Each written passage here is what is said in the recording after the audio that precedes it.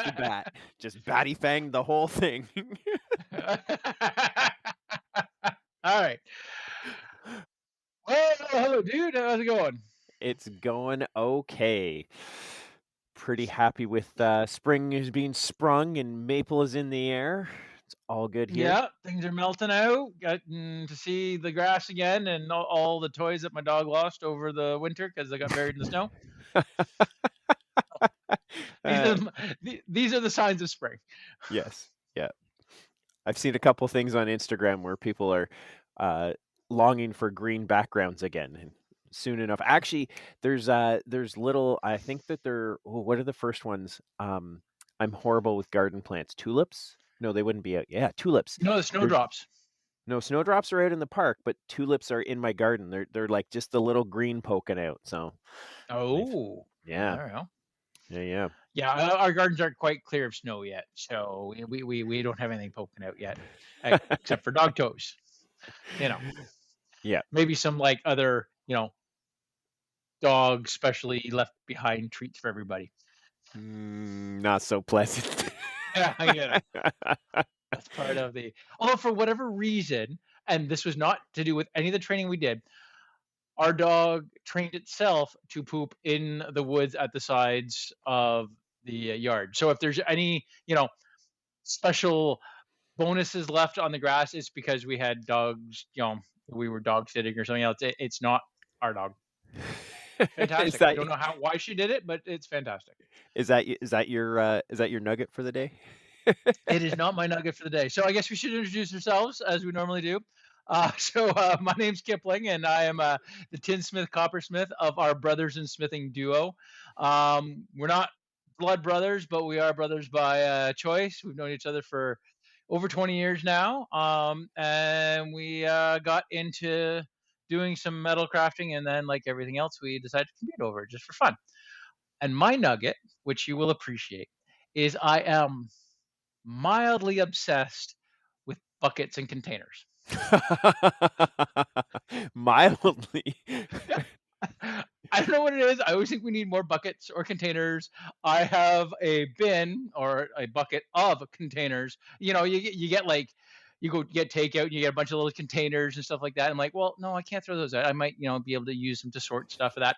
And my latest one, because again, I know, is we were it was just past March break, and we were traveling around, and we were in old Quebec, and there was a popcorn store that the kids had gone off to, actually the store beside it, where they were getting beaver tails, and I thought I'd go and get some popcorn, and you could get popcorn in a bucket, which was part of my choice for getting the bucket size. It was good popcorn. So I got myself a new bucket container. I don't know why I'm suddenly obsessed with them. I can make them myself now, and yet I like Ye I can't throw them out. yeah, yeah. So totally true. My name is Andrew, the blacksmith side of Brothers in Smithing, and years and years and years ago, before Kipling became a tinsmith, we were both blacksmithing at the same time, and we were blacksmithing out of the same sort of shop area, and Kipling's thing was he always needed another bucket for another, like he put the coke from the forge in one, but then had our coal in another one, but then had, like, I don't know, weird other coal in another one. You Yeah, were always you had your clinkers and something, and you had another one to catch some of the from the ash drop, you and you were forever wanting another metal bucket. It was just one oh of yeah, those, like, we need, and every time we'd be like, we're just getting into smithing, so it was like, oh, it'd be really nice to have a, I don't know, a fullerene die or something like that. And Kipling would be like, well, we need like two more buckets because these ones are all full. yep, 100%. And now I can make my own buckets, but I still collect buckets and containers. It's one of those things. Awesome. But that was my nugget. You're harping on my nugget. I had a nugget and I forgot it. I was Derailed mm, by the buckets. totally derailed by the buckets. Um, I don't know. I'm gonna go with maple syrup. this is March is maple, and no, like okay, so my nugget is, um, I I go through a lot of maple syrup at home, and I used to be one of those things growing up that maple syrup was like, my mom would like barely drizzle it on the pancake, and like, you'd only get it at special Oh, occasions. And now that I make maple syrup, I put maple syrup on everything. Um, like, I think it makes spaghetti sauce taste better. I think it makes pizza taste better. I think it makes vegetables taste better. I uh, it everything.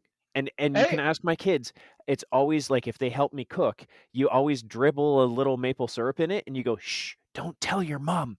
And, like, they're, like, eating their cauliflower being like, "We got one over on mom. There's maple syrup in it."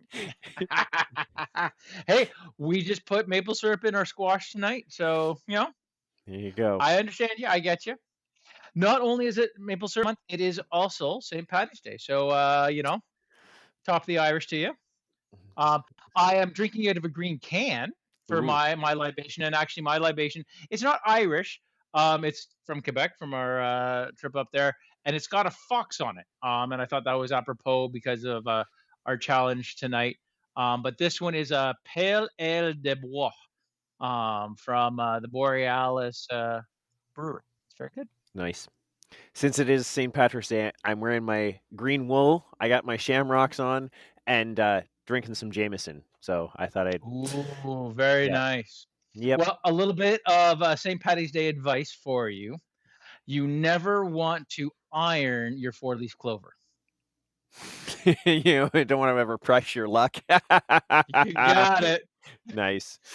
Nice. Well done. All Um, right. So, challenges, the last oh, challenge.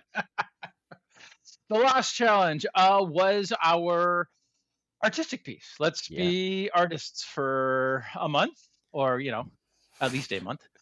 I dabble. I don't call myself an artist. I call myself a craftsman, right?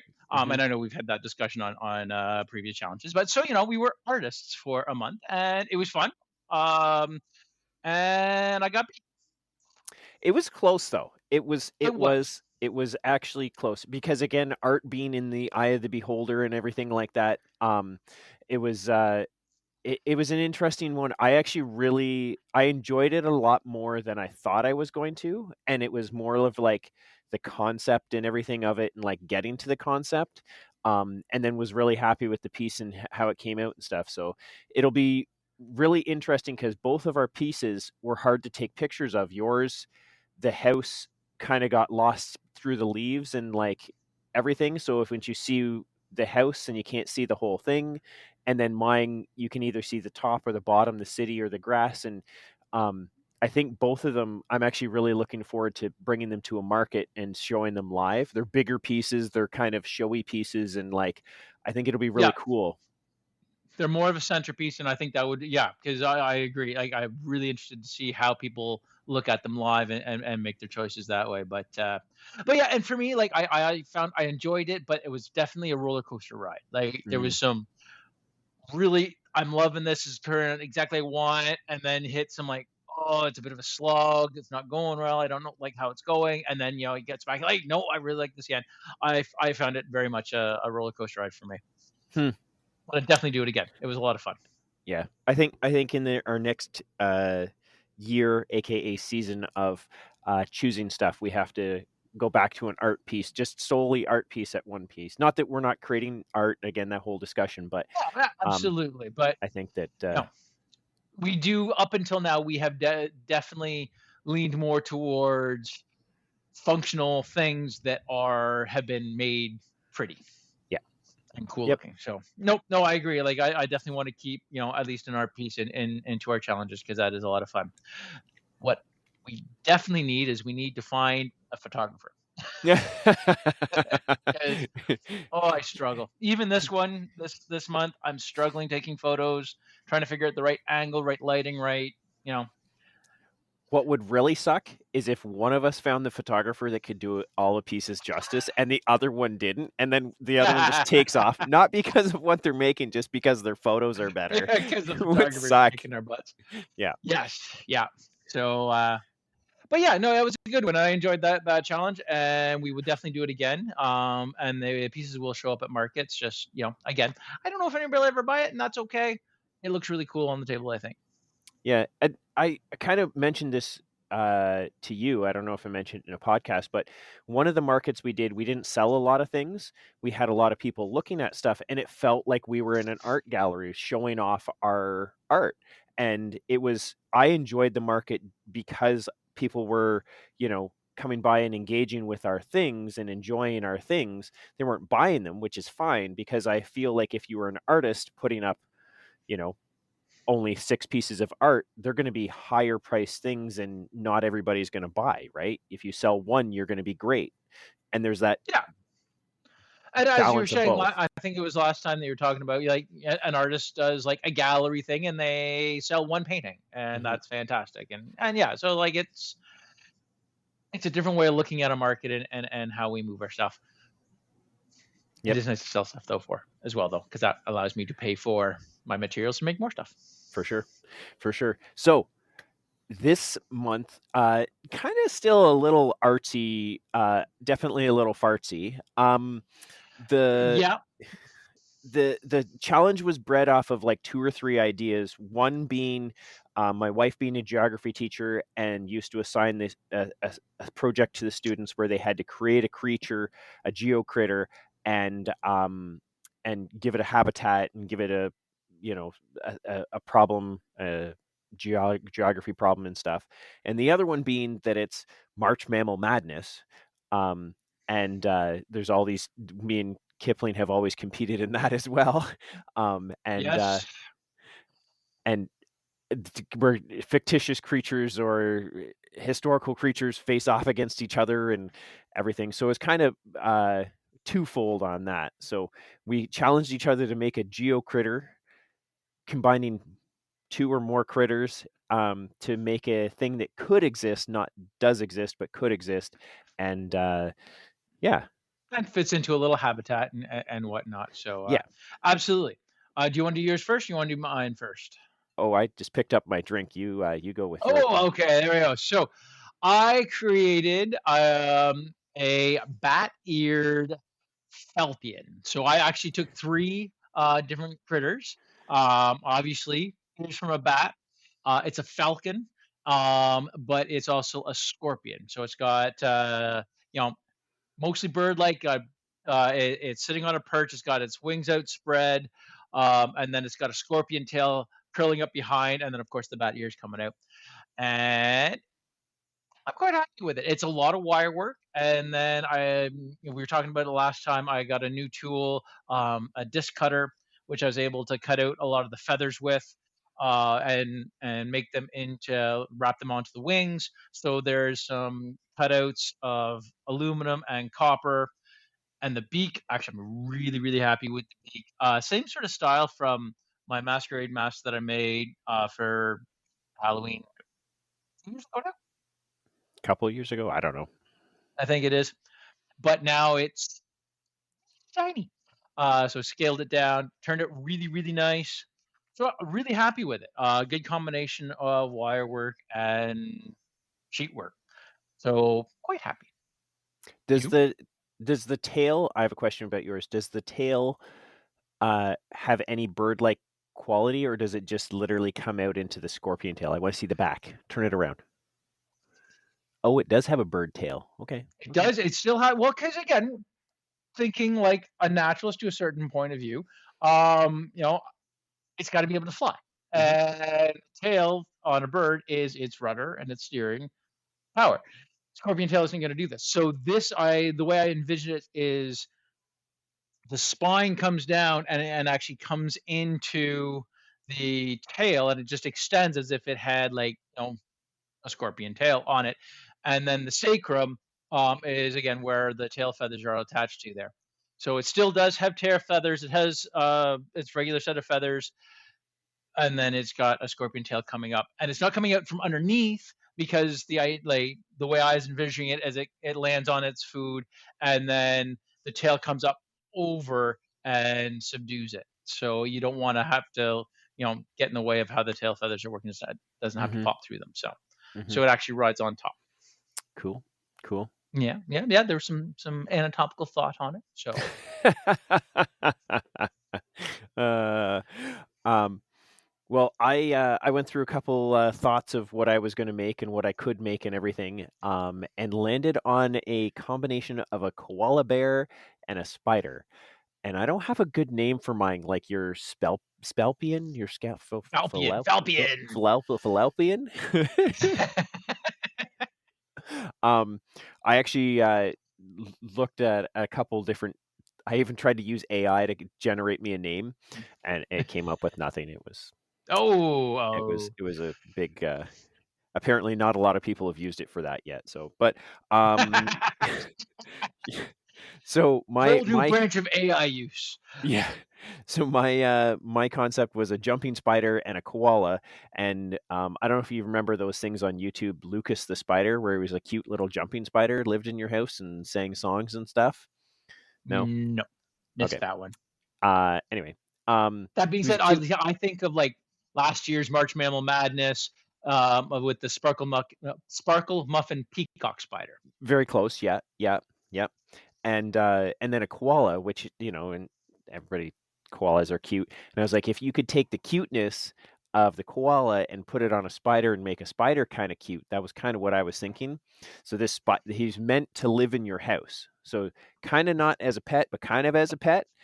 And he would obviously eat all of your like flies and stuff like that in your house and everything like that. But he's cute enough that you don't want to kill him. He just hangs out in your house. That was Yeah, my going the house hippo style. Yeah, yeah. yeah, yeah, I yeah. see what you're throwing down. Yeah, yeah.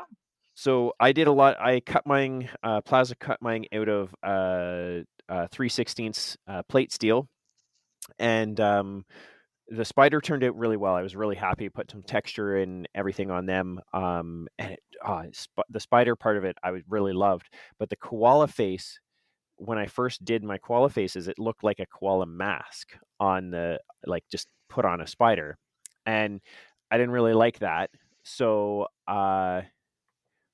it's challenging because I was like, well, now what do I do? I got a better koala face. I think I'd made like three of them, but then I said, well, what spiders really have is multiple eyes, and it was kind of a toss up whether I should put multiple eyes on it because that now takes away from the cuteness and makes it kind of creepy, and the Yeah. pedipalps, those little things underneath. But by giving the koala multiple eyes, and the pedipalps, the like pincer pieces underneath his mouth, Yep. it gives the koala spider-like character that ties it all into the spider, and I think the whole thing fits better now. It's not just a koala face on a spider; it's actually a koala spider. So I really Yeah. like him. My wife, who doesn't like spiders, thinks he's cute. Well, there we go.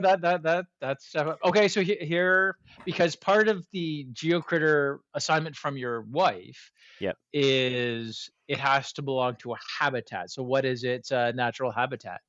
your house. Okay, so they evolved after we had houses, like where Yes, yes, Okay, yes. They've done fair better enough. in people's houses because around civilization. Um, and my Because the wild doesn't care if it's cute, and That's right. people do. That's right. Okay, fair enough. This is like the Fair enough. domestic house cat. Fair, fair. Mine is desert, sort of where I was envisioning. It would be sitting on a cactus and sort of nocturnal hunter. Um, Although it can move into the edges of the cities, and its primary food there are koala spiders. Funnily enough.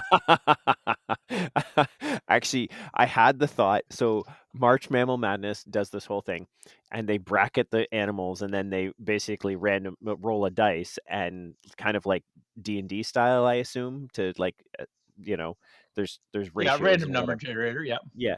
So I was like, you know what we should do? We should bracket our animals and random number generate because don't get me wrong, yours has all of the things. It has a scorpion tail, it's got falcon claws, it's got flight.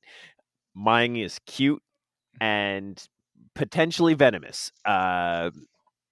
And So and out and of the irritating hairs on the like oh it's yeah, there you go. it's got the you know. Yep, yep, yep, yep. The one that you get caught in your throat, and Yeah. yep, yep, absolutely.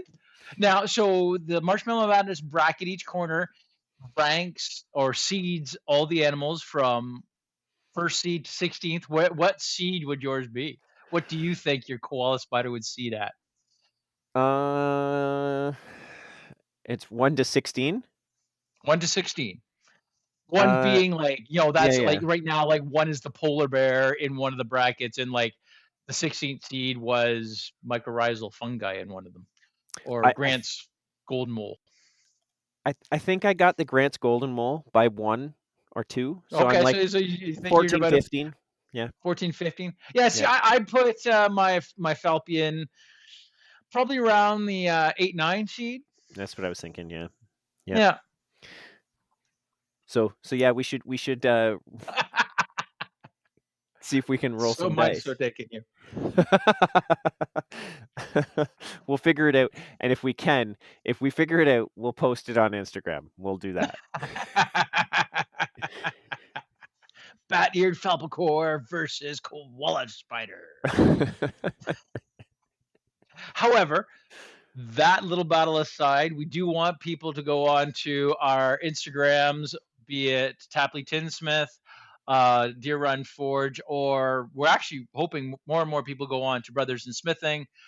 Check out the story when we post it, and vote for your favorite, which is obviously going to be the Bat-Eared Falpion. One, because it's cool. Two, because it has a better name. All sorts of reasons. Better name. Yours kind of looks like, as I was saying earlier, like a Egyptian like figure sort of thing. Like it existed in like, you know, they put these things together. The tail color scheme is black and gold, and of course, due to the colors of my metal, there's copper, silver. Yeah, I can see where you're going, and more mythological based. But mine's got the cute on it again, and cute wins mythological cool nameness. So Fair enough. Fair enough. Absolutely, I will give you if it was a race on who's made the cutest thing. Absolutely, you got it. But you can and you only use two animals. true true. There's three animals in here. Oh, True. You can also follow along on our Instagram. We are trying to post more stuff in our stories of like the builds and how they're coming and everything, and follow a little bit more in that as well. We're both new to that and sort of trying our hands, so you can see the builds as they progress as well. So yes. Deer Run Forge is better than I am so far, but we're working on it. We're working our way through. The other thing I liked about this build for me, it was also getting back into wire work in a different way from the wire trees that I've made. So learning some new wraps and techniques, and I really like that. So that's something I could, add to other work as well. So really enjoyed that part. Yeah. could you actually made some scorpions and centipedes and stuff sort of leading up to this? Prior to, I found a couple tutorial videos on YouTube where we find all of our tutorial videos. And yeah, made a few different things just to see some. Okay, yeah, this is a way of wrapping. This is a way of making, flat sheet to wrap bodies, to do tails and stuff like that. So and the scorpion tail is very much from the scorpion that I learned on online. It was a neat way to do it. I like it. So yeah, it was good. And so there was some stuff that I learned on tutorials, and then I had some new stuff of like, I have to bind my sheet metal onto it. And the wings, the feathers were fairly simple, but the beak was a bit more challenging. How do I get it in the center and balanced out nice and held in the right spot? So yeah, And the scorpions you made, those are going to become like potential seller at your markets, or? there'll probably be a couple on the table. Like as I made a few, we'll put them on the table, see if people like them, if they move. You know, yeah, they'll be there. They don't take a lot of work to make. They're kind of fun to do. I can do when I'm going to one of my children's activities, like swimming lessons or whatnot. I can sit there and make one. They don't take a lot of effort or a lot of time, not a lot of effort. They're Yeah, not complicated, but there's definitely some steps you got to go through. But yeah, so we'll see. cool. I did make We 2 will see. spiders, so we'll have a spider, at least a spider and a scorpion hanging out on a table just to creep people out Hopefully that won't chase away too many people. more than But our regular creepiness. and then just because we haven't mentioned it yet, we are posting on Oh, yes, March 24th, which is so that's the day to this will be coming out as well. So, if you're listening to this the day of, you'll see it on there. And even if you missed the voting window on our stories, feel free to comment and let us know because, you know, it doesn't change the winner at the end, but we love to see people's thoughts and what they think and if they have some new ideas and stuff. So please do that. for sure, that'd be amazing. Um, But vote for mine first. Right. well, I That's the mean, first thing. if you really want a pity vote, but, like, you're gonna vote for Mike, so it's all good. Oh yeah, it's definitely pity vote. I've lost the last two, so so Now you're even I need calling all for the the pity pity votes I vote. can get. Yeah, Yeah, where yeah. where you know we were at one point we were all tied up. Right now you've got 21 wins to my 19 wins, and we still have our four all in a ties. So and this is the after when this one's done, that'll be 4 years we've been doing this. Crazy.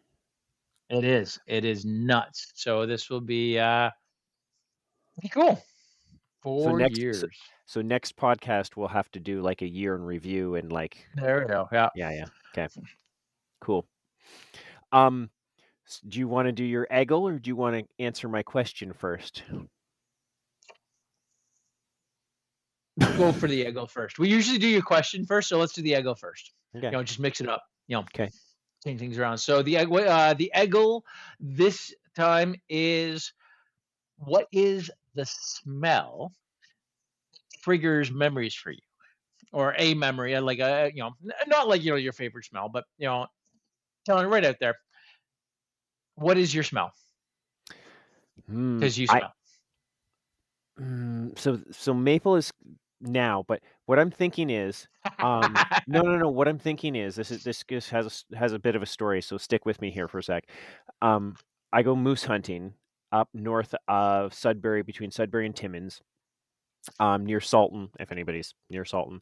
And one of the things you do while you're not moose hunting is you go grouse hunting. And along the roads, you look for grouse and you go walking on the old logging roads and stuff. And there's poplar trees there, specifically large tooth aspen and trembling aspen. And when the leaves fall down and they're a little bit wet and they're just fresh, they have a smell. And like it instantly makes me look for grouse. Like, just the smell makes me look for grouse and triggers all of these, like, childhood memories of when I was 12 and finding grouse, and I'll be walking along a trail anywhere at any time and smell this smell, and it'll instantly trigger me back to moose hunt and this smell of these tall poplars and looking for grouse. And to complete the story, my son came moose hunting with me this year, and I was telling him this story that, like, that smell, man, this is it. This is the smell. And as we were leaving moose hunt, he looked at me and he said, "I'm gonna miss this smell until, like, if I have to wait until next year, I'm gonna miss this smell. It's so good. It's like a sharp it's so good." So anyway, that's my Well, smell, is the poplar leaves just as they fall and hitting the ground, still a little bit yeah. wet, crisp mornings. You know, starting to rot poplar leaves. Excellent. Wonderful smell. Although I can't say anything because I need to caveat with mine is I don't have a good sense of smell. Right. So there's a lot of smells that people have that they register. No, I just don't smell them. And right now I'm actually plugged up because I'm starting to get a little bit of a cold. So I really can't smell anything right now. So, like that poplar smell, I probably wouldn't notice it. Like, gotta say, like, I don't have a lot of powerful smell memories, and if they are, they have to be a powerful smell. So the yeah, yeah, right? Like, it's like, so you see where we're going here. Um, so the smell that, you know, was a real trigger for me, and it still is, when I started being a naturalist, many years ago. We've talked about it. That's, where we met is working for Ontario Parks as naturalist, picking up snakes. I Mm, love catching snakes, and when you catch a garter snake, they musk all over you, and it's a very distinct, sharp smell. But it always reminds me of the joy of discovery, of nature, of getting into, what was my career for quite a long time. And even still, like, if a garter snake, pops it in our backyard, we'll pick it up and show it to the kids. And, you put it down, and first thing you do, smell your hands because you know the smell's there. And yep. so, like, it's not, I won't say it's a pleasant smell because it's not, No, no. but, it's one of those smells that I like because of what it is and where it Mhm. comes from and whatnot. Yeah. So there you go. Snake Hmm. musk. Yeah. What about if there was a snake in amongst the poplars and secret? You got the rotting leaves or the freshly fallen leaves with the snake, and it slides through, Yeah. your whole combination. Then now we can sell it as a perfume. Yeah, I don't know. Ode to garter poplar. Maybe we should stick to smithing. Oh, hey, I was just listening to a CBC show called Under the Influence, and Mhm. he was talking about marketing smells and like perfume smells, and there's like a mayonnaise perfume now. Yeah. Oh yeah, yeah. I kid you not. There was a few really where I'm like, really? Mm. People make that smell? Hmm. There was a eau de bar, which had like, it was like put out by, I believe it was Budweiser. So it had the Budweiser smell, but the old smoky stained leather smell and like all combined. I'm Stale like, beer on the floor. Yeah. Fries that have been there for too long. And yeah. so yeah, yeah, maybe we could, do something with eau de poplar garter. Well, you called them up and See figure if we that can out. do it. Yeah. So time for my Andrews Ask question for you. Okay. Yep. This is a big one. If you were given, let's say, like a grant, okay, that you have to spend on a tool, and like there's no real limit on what your spending is, but it has to be on a tool. It can't be on like classes or a workshop or car payments or whatever like that. It has to be spent on a tool for your workshop, and we're talking like big ticket item. What's the thing that you're going to get, that you're going to invest in? So if I had a pile of money and it had to be spent on the shop, we had talked about this a little bit before, so I had a bit of time to think about this. And of course, I had a couple like instant, like, these are big tools that I want. Like, I don't have a foot shear. I would love a foot shear. I don't have a good brake, and I don't have forming bars. So there's a few tools I'm like, okay, like those are like obvious ones, but kind of interpret it as like, what's the tool that you really don't need, but you would love to play with? Mm-hmm. A Mm-hmm. notcher. A notcher. Ooh. I'm not sure. I do like, with when I'm making cups, or when you're making any sort of cone, you're frequently notching at the corners. Not hard to do. I do it all the time with a pair of snips. Easy to do. But yeah, just that little chunk, Doink. chunk. So yeah, because it's not a cheap thing to have. Yeah.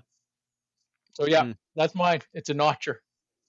So if you don't know what a notcher is, it cuts out. Well, that's a fair question. It cuts out a small square out of the corners of your piece of material, and Like a then usually like a what right that's angle. like a right Yeah, a angle little, taking it. little, Yeah, little right angle square, and so it puts in a notch, which would then, you can wire the rim, and you can put your tenor seams and all that, and the metal all matches up properly. a A notcher. notcher. Hmm. Cool. Yeah. Because you probably will at some point buy a brake and a shear and a forming bar and all that stuff. And But unlikely to buy a notcher unless, one, comes up somewhere for fairly cheap and you're like, yep. yep, fair enough. Fair enough. Myself, I've had the thought of like there's kind of like for me there's three things that kind of like every blacksmith dreams of. And the first one that comes up to everybody's head is a power hammer and a hydraulic press and an induction forge. And Mm, I kind of like which one to me for the stuff that I do, I don't think a power hammer is what I would want. Um, just the I don't know enough about it, either hydraulics or like the mechanical stuff. It scares me.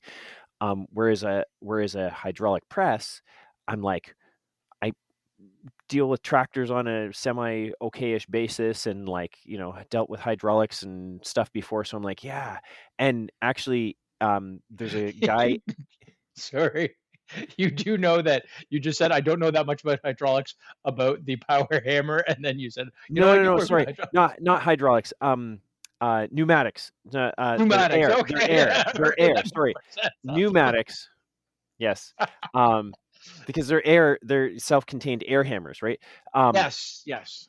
um, and then most presses are hydraulic.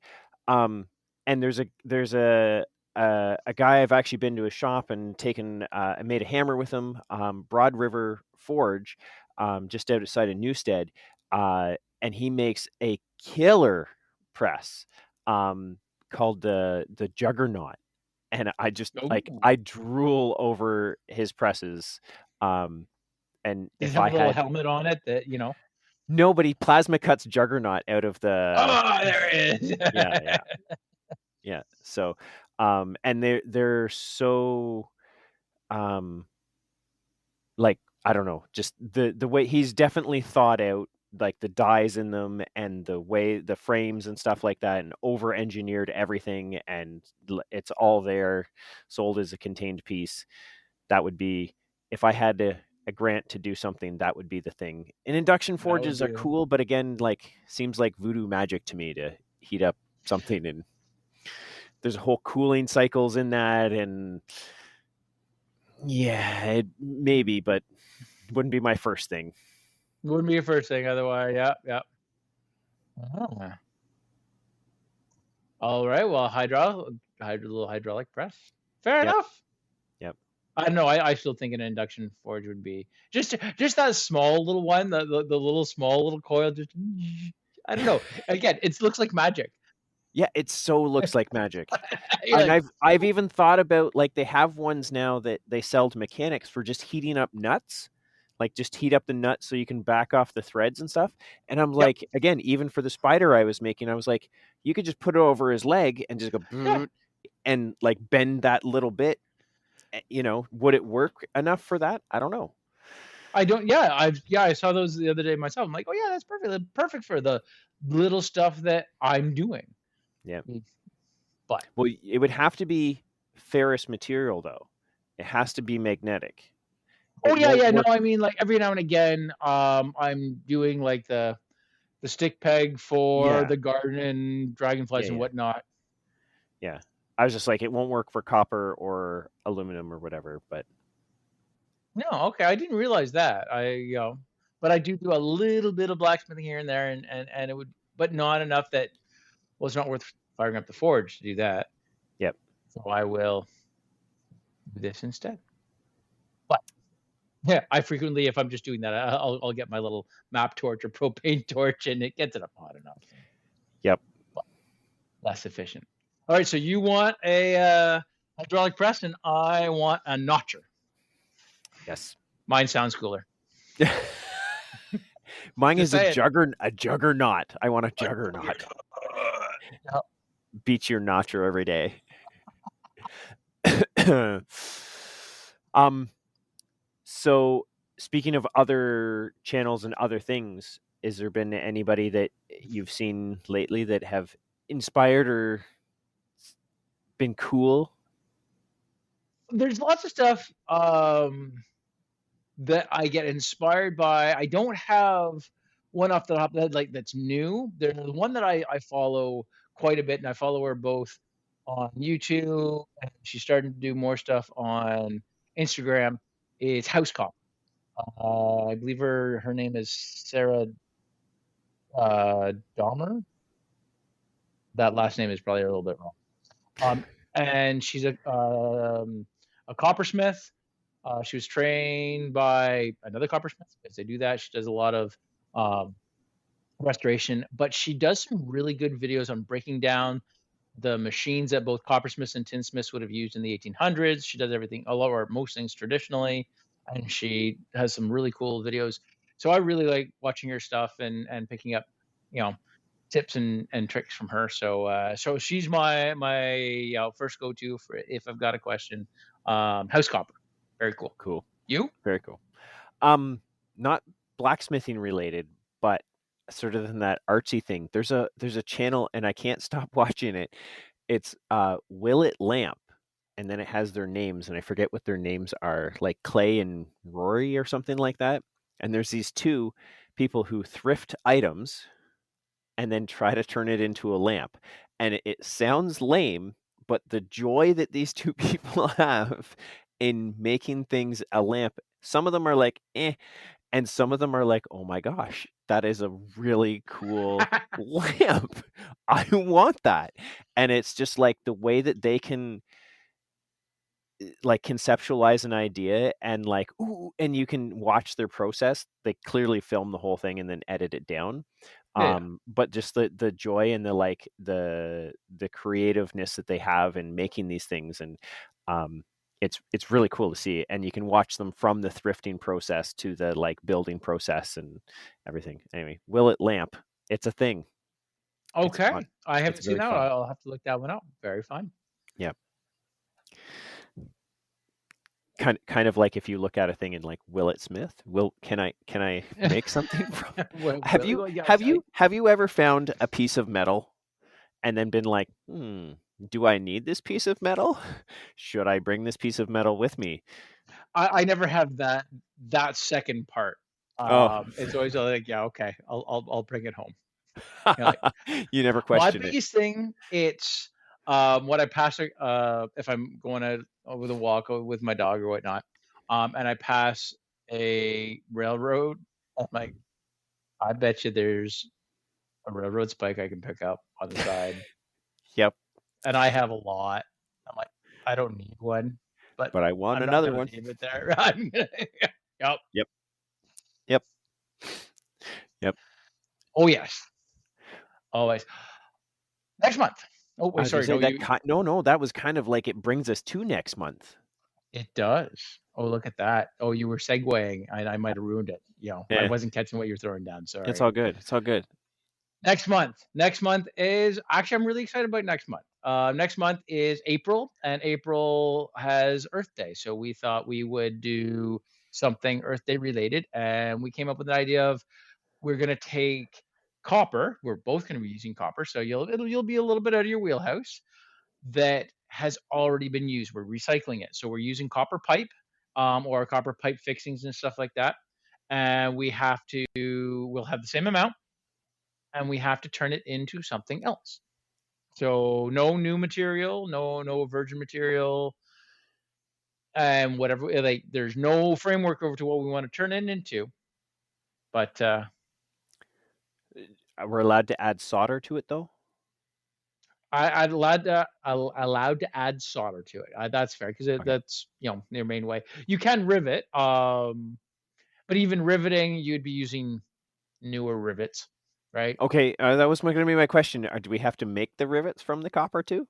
Ooh, you can do that. That's a lot harder though.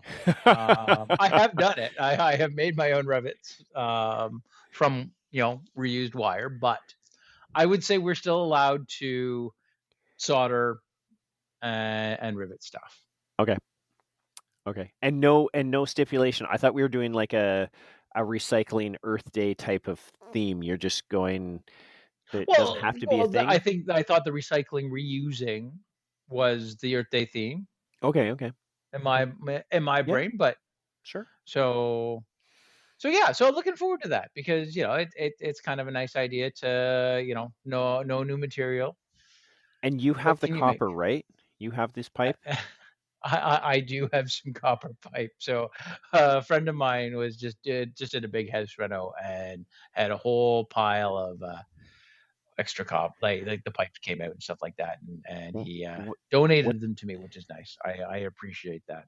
Anybody who sweet. ever wants to donate copper to me, I will happily make something out of it. But What what's the biggest size that we're gonna get? I'm still trying to plan mine. I had a brainstorm session today about it. the biggest size that I have that is recycled, um, I yeah, I think my half inch is actually new. So I think you're looking at about quarter inch, quarter inch to half inch, somewhere in there, generally. Oh no, there's some. Oh no, yeah, yeah, I definitely have some half inch that is recycled too. So easiest way to tell if it's pipe from a house is look at the ends. Is there silver solder already? Is there solder already on it? Like, that was already used. Or is there patina? Ooh, here's a random fact that I discovered. So I was up this actually was related to copper. So it's not just completely outside there. Yeah, yeah. No, I was up actually at the War Museum in Ottawa, and I ended up chatting with a woman who was working there, and we got talking about oxidizing of metals. And she collects gems. And you are familiar with malachite, right? Ish, yes. It's a green gem. Yeah. Malachite is copper oxide. That's all it is. So the green color that copper goes to as it oxidizes, and then you add a lot of pressure and a lot of time, and that's what malachite is. Azurite is copper that oxidizes underwater, so it goes the blue color. It's the blue oxidization. And again, azurite is just copper oxide with a whole pile of pressure, Hmm. and that's where those two gems come from. Now, granted, I'm taking this from a woman that I was chatting to, who works at the War Museum, but she was really into gems, so I'm So giving her so the benefit of the doubt. you would think that like so I've been to the Royal Ontario Museum, the ROM, and Hmm. they have like a giant like 100-pound piece of natural copper that came out of the earth, right? And it's like funky and whatever. You would think that they would find those gems close to that, would they not? I don't know. Oh, okay. I don't know. Hmm. This is this is the new stuff. I'm like, hey, that's kind of cool. That is cool. So I have not looked into it, and I probably should do something of that. That is cool though. Was there anything else we were going to talk about? I don't know. You want to talk about the weather? Yeah, we can talk about it. But I thought there was something else we were supposed to mention. I can't remember. No, no. We talked about Oh, we you know talked what about we were supposed to do, and we didn't do. what? We were supposed to give it a shout out because again, last time we did a shout Totally. out to our one listener in Ukraine who has been listening to us for a while, almost since the beginning, which is awesome. The next random one, and if you don't listen to this regularly, we have a few followers from random spots around the world that we would have expected. Random Most of to our random to us, being from yes, Canada. We are from Canada.